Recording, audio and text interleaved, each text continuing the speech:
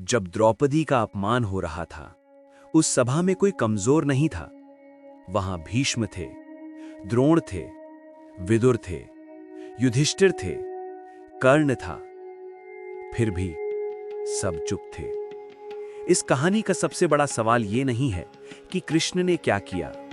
सवाल ये है, जब अन्याय हो रहा था तो बाकी सब चुप क्यों थे। हस्तिनापुर की उस सभा में शस्त्र भी थे, शस्त्र ज्ञानी भी थे और धर्म की बातें करने वाले भी। लेकिन जब सच बोलने का समय आया तो हर कोई अपनी अपनी मजबूरी गिनाने लगा। भीष्म ने धर्म देखा लेकिन सच नहीं। द्रोण ने अपने अन्नदाता को याद रखा, कर्ण ने अपने अपमान का बदला देखा और युधिष्ठिर अपनी प्रतिज्ञा के बोझ के नीचे खड़े रहे। उस दिन सभा में गलत और सही का फर्क किसी को समझ नहीं आया, या फिर समझकर भी किसी ने बोलना जरूरी नहीं समझा।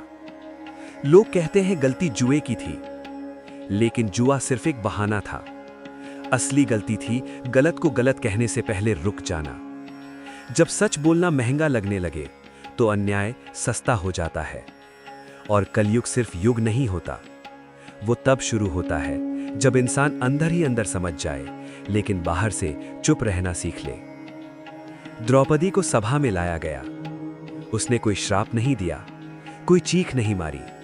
उसने सिर्फ एक सवाल पूछा, मैं पहले हारी गई हूं या पहले मुझे दांव पर लगाया गया। यह सवाल सिर्फ द्रौपदी का नहीं था, यह सवाल पूरी सभा के लिए था।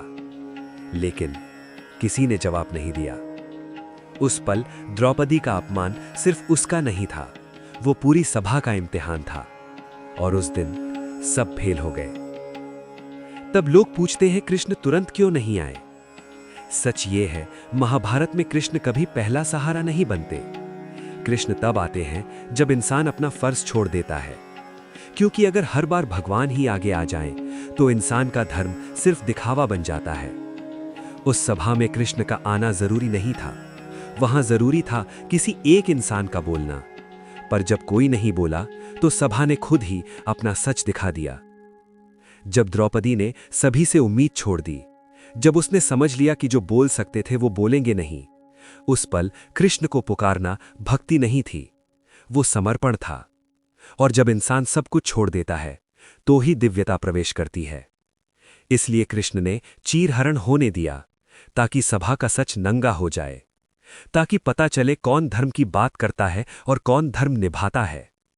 उस दिन द्रौपदी नहीं हारी, उस दिन सभा हारी। महाभारत हमें यह नहीं सिखाता कि कृष्ण हमेशा बचाने आएंगे। महाभारत हमसे एक सवाल पूछता है, जब अन्याय होता है और सब चुप रहते हैं, तो तुम किस साइड खड़े होते हो। इस कहानी का अंत यही होता है। कोई उपदेश नहीं, कोई सीख नहीं, सिर्फ एक सच कि सबसे बड़ा पाप गलत करना नहीं होता, सबसे बड़ा पाप होता है गलत होते देखकर चुप रहना।